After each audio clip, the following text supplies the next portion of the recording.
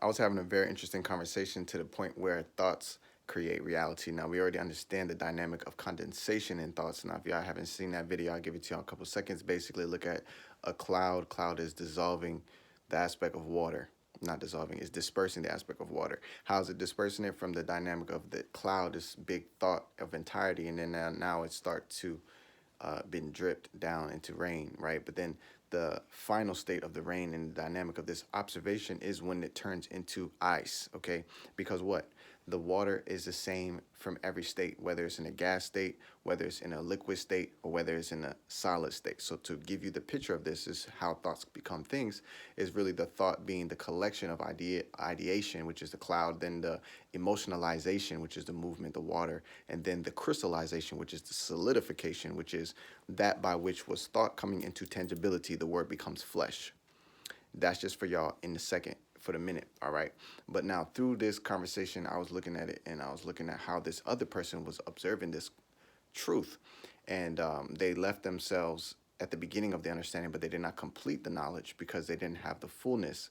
Now, all the thoughts that we create within ourselves. Where does a thought exist?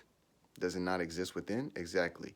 So the place in which the thought exists is exactly the home for the place where your consciousness is going to live. So you're going to prepare your own space for you. This is life. So if you're going to go about living in a way of, I don't know if I'm going to have enough, or I make sure I got this, then you're preparing in your mind that the resources is running out. And that's exactly what your mind's going to show you. Because thought does create, but we have to live through our own creations. Thought does create, but we have to live through the subconscious mind in the way in which we've created our thoughts. So we have to experience the way in which we think, and that is called life experience. But the thing is that people live in life experience not recognizing that what they're experiencing is a byproduct of a thought they've previously thought. So now they're dealing with what's going on right now as if it is what it is right now, but it's really old, just resurfacing because it has never been met. You understand?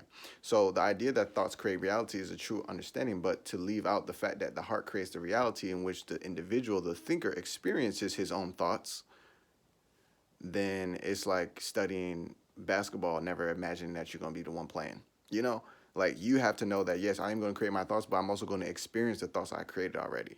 So if I'm experiencing something that I don't like or something that's not excelling me into the glory of God that I am, then I have to actually acknowledge what it is that I'm seeing, because it's teaching me what I've already been telling myself. It's teaching me what I was already doing. It's teaching me how I was thinking already.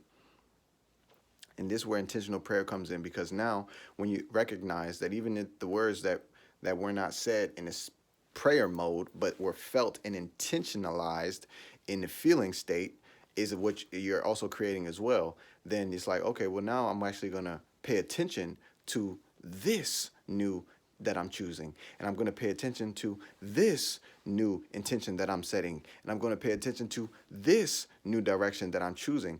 And as you pay attention and seek for that, you will see exactly by what you said, because the word only returns with what was sent with. So you're going to get what you said when you see it, because that's how the word returns. And if you know that, then you can be at peace and allow peace to come to you, because you're only going to get what you are. So the moment you release all that dysfunction, you release all those bickerings and how people are going to see me and what people are going to say and all these things, once you release all that, none of that's going to come to you, because you're not choosing that. But until you stop choosing that, here it comes. I'm going to break down for all the God and just ensuring that this is clear, because when it's not clear, this is where it goes. It goes into victim mentality. It goes into victimization, thinking that what you're experiencing is from somewhere else, or thinking that what you've been experiencing this moment has been created from somebody else outside of you, when there is nothing like that. So that is the entire picture from the beginning, and then the experience of your own start, what you created, and then also how you see yourself to the end. Because if you know what you're deciding, if you know what you're creating, if you know what your intention is, you shouldn't be expecting nothing less. This is the magic. I'm expecting that exactly by which I sent, and here it is.